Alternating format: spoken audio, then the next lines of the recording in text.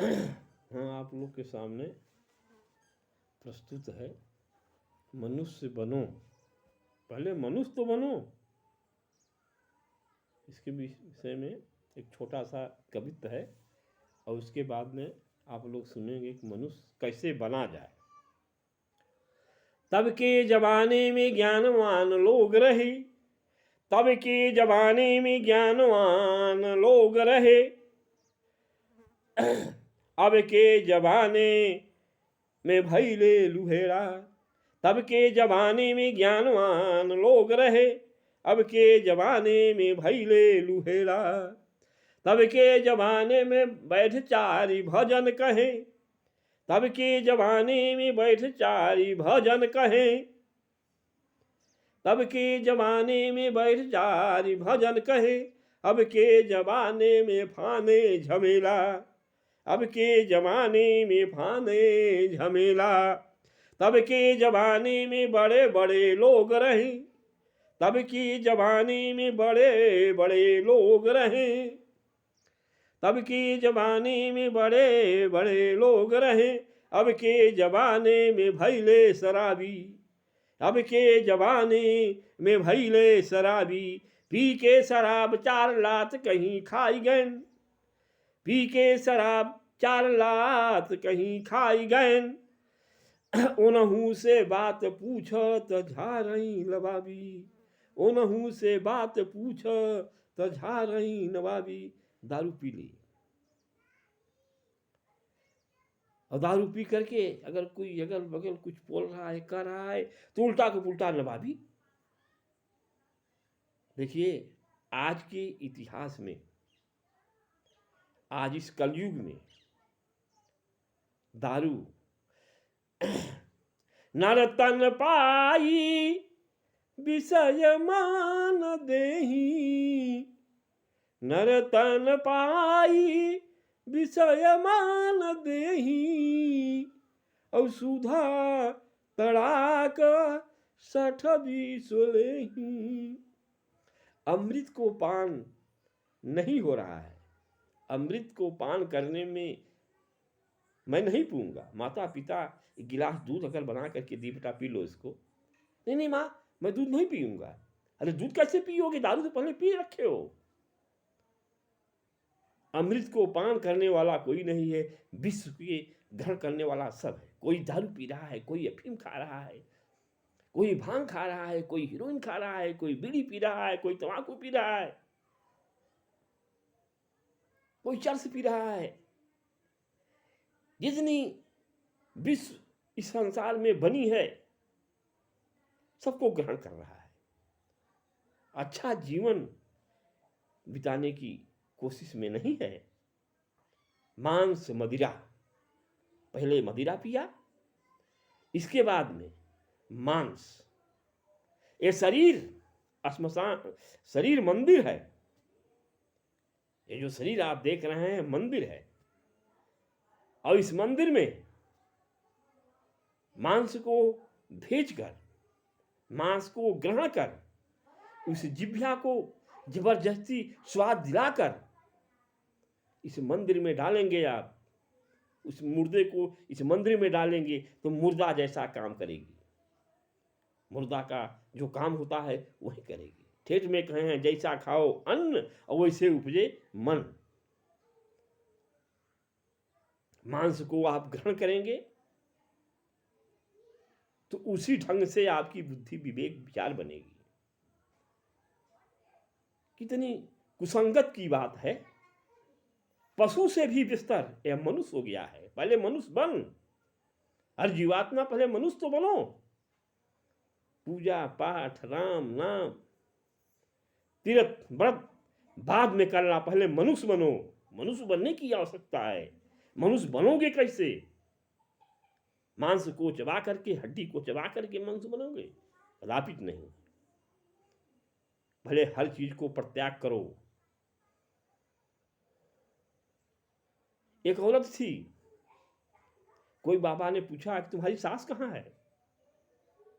तो उन्होंने कहा सास हमारी 2 साल की है सास, लेकिन 2 साल की है। ससुर कहाँ है? ससुर का अभी जन्म ही नहीं हुआ है। पतो बोल रही है कि ससुर का जन्म ही नहीं हुआ है। पति पति क्या करता है? कब कब हुआ, कैसे हुआ? पति 12 वर्ष का है। देखिए 25 साल की औरत कह रही है सास 2 वर्ष का, ससुर का जन्म ही नहीं हुआ है, पति 12 वर्ष का।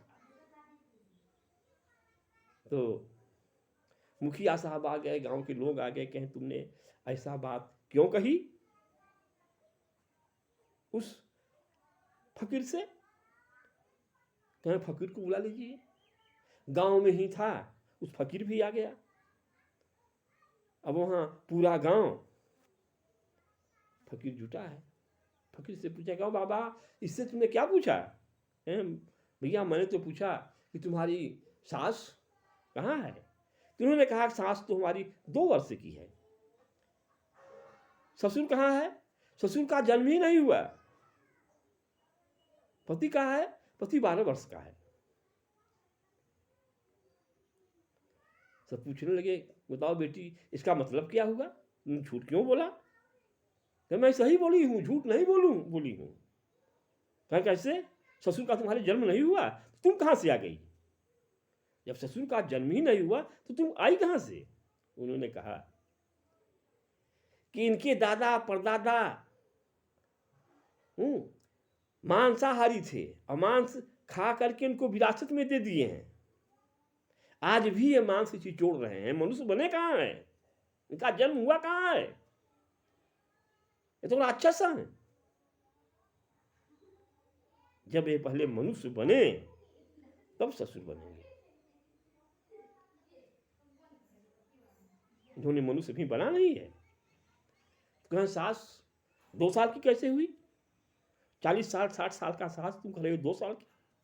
हाँ, कोई सत्संग में कोई महात्मा कोई चमत्कार हुआ, इनको कंठी माला दे करके गुरु मंत्र दे करके मांस मदिरा से वंचित कर दिए। और ये एकदम शुद्ध इसमें शाकाहारी हैं। दूध खा रही हैं, दही खा रही हैं, मंठा पी रही हैं, आलू गोभी टमाटर खा रही हैं, लेकिन मांस को भक्षण नहीं कर रही हैं। कहें पति कैसे 12 वर्ष का हुआ? कहें पति हमारा आज 12 साल से। उनको भी कोई संत मिला और उनको कंठी माला दे करके गुरु मंत्र दे करके मांस मदिरा सबको छुड़वा दिया। वो 12 साल से छुहाड़ा खा रहे हैं, गरी खा रहे हैं, मुनक्का खा रहे हैं, किशमिश खा रहे हैं, दाल रोटी सब्जी खा रहे हैं, माखन मिश्री खा रहे हैं, लेकिन मांस को नहीं ग्रहण कर रहे हैं। तो भले मांस छोड़ करके मनुष्य बनो, और जब तक मनुष्य नहीं बनोगे तब तक कुछ होने वाला नहीं है। पशु भी से हम लोग बेहतर हैं। बकरी के मुंह में मांस का टुकड़ा डालो, मांस कभी नहीं खाएगी। गाय के मुख में मांस डालो, कभी नहीं खाएगी। हमारे बच्चे, आपके बच्चे 2 ठे मांसाहारी हैं तो 2 ठो शाकाहारी हैं। लेकिन उस गैया के बछड़े को देखिए, अगर 2 ठो बछड़ू है उसके पल्ले हैं तो दोनों शुद्ध शाकाहारी हैं। ये बात नहीं है कि क्यों मांसाहारी है तो क्यों शाकाहारी है, और शुद्ध शाकाहारी है। उसी ढंग से बकरी के 4 बच्चे हैं तो चारों शुद्ध शाकाहारी हैं। ये नहीं कि 2 ठो मांसाहारी हैं तो 2 ठो शाकाहारी हैं। दारू, गांजा, अफीम, चरस, नशा, हीरोइन, ताड़ी से वंचित होकर के पहले शुद्ध मनुष्य बनिए। अगर मनुष्य नहीं बनेंगे तो सुख शांति से जी नहीं पाएंगे। जो मां के गर्भ से पैदा होते हैं वो मांसाहारी होते हैं, दारूबाज होते हैं, गजेड़ी होते हैं, नशाखोर होते हैं। कुछ लोग, सब लोग नहीं। और जो संत यहां से पैदा होते हैं, जिसको गुरु दक्षिणा मिलती है, वो ज्ञानी होते हैं, महर्षि होते हैं, बुद्धिजीवी होते हैं, वक्ता होते हैं, सन्यासी होते हैं। कितना मूर्ख मूर्ख अगर मूर्ख भी होते हैं, अगर मूर्ख भी होते हैं तो झूठ नहीं बोलते हैं। हम लोग तो सब कुछ कर रहे हैं। इसलिए मनुष्य बनो, ये जीवात्मा मनुष्य बनो। अगर मनुष्य बनोगे नहीं तो तुम्हारे ही जिंदगी में भोग दंड की प्राप्ति होगी। आजीवन दारू गांजा मांस पीकर की पूरी जिंदगी गंवा दिए। लास्ट में होता है क्या? एक अतत्र दुख पावहीं, एक अतत्र दुख पावहीं, सिर धुन धुन पछताएं, और काल ही कर्म ही ईश्वर ही मिथ्या दोष लगाए। खटिया कट जाएगी, खटिया पे खाएंगे, खटिया पे हगेंगे, सारी व्यवस्था खटिया पे होगी। भोग जो कर किए हैं उसको भोगना पड़ेगा। रात्रि को 12-1 बजे टट्टी मैदान लग जाती है, एकांत में पड़े हैं, नाड़ दे रहे हैं, कोई आने वाला नहीं है। सोचते हैं किसी ढंग से चारपाई के नीचे तो उतर जाएं, और जब चारपाई के नीचे उतरते हैं पेशाब करने के लिए तो जिंदगी भर के कर्म का भोग भी वहां लग जाता है।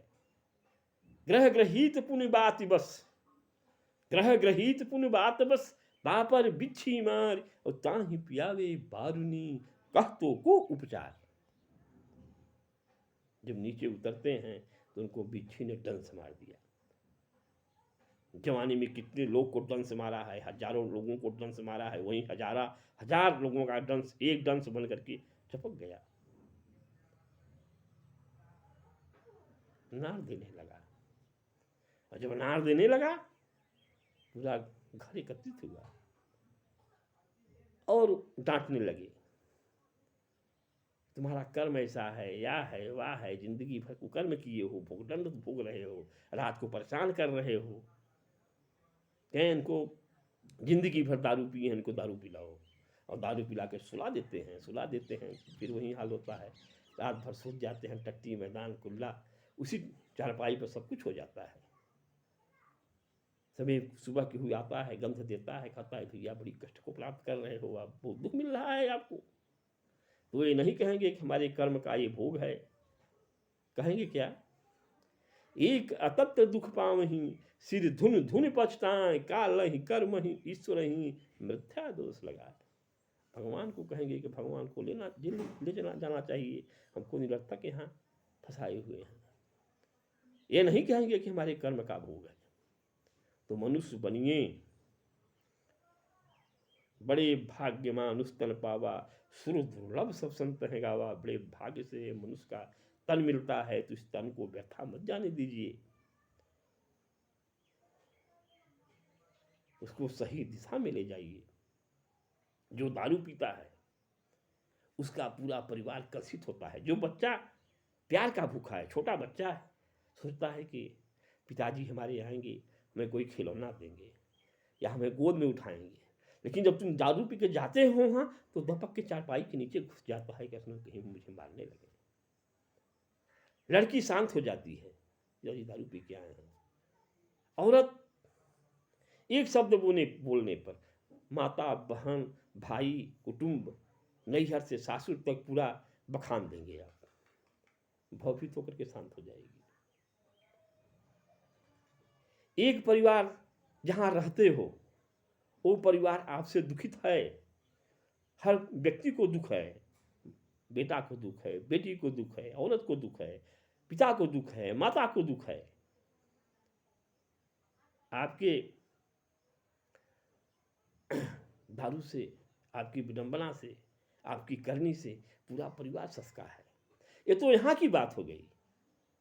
लेकिन जब ससुराल, तुम्हारे ससुराल वाले भी कलुषित रहेंगे, साले हों, ससुर हों, सास हों, सबके आत्मा में खेद पड़ा रहेगा। यहाँ तक कि संस्कार की बात होती है तो जो शाकाहारी हैं, जो शुद्ध व्यक्ति हैं, वो मांसाहारी के यहाँ, दारूबाज के यहाँ, नशाखोर के यहाँ शादी भी करना पसंद नहीं करते। इसलिए हर चीज को परित्यागो, मनुष्य बनो। ईश्वर ने बड़े भाग्य से इस मनुष्य को तन को दिया है। इस तन को अच्छे दिशा में ले चलो, बुरे संगत में मत ले चलो। बहुत कुछ मैं नहीं कहूँगा। इसी जगह मैं ब्रेक लेता हूँ, फिर अन्य प्रसंग में। धन्यवाद। जय भोलेनाथ।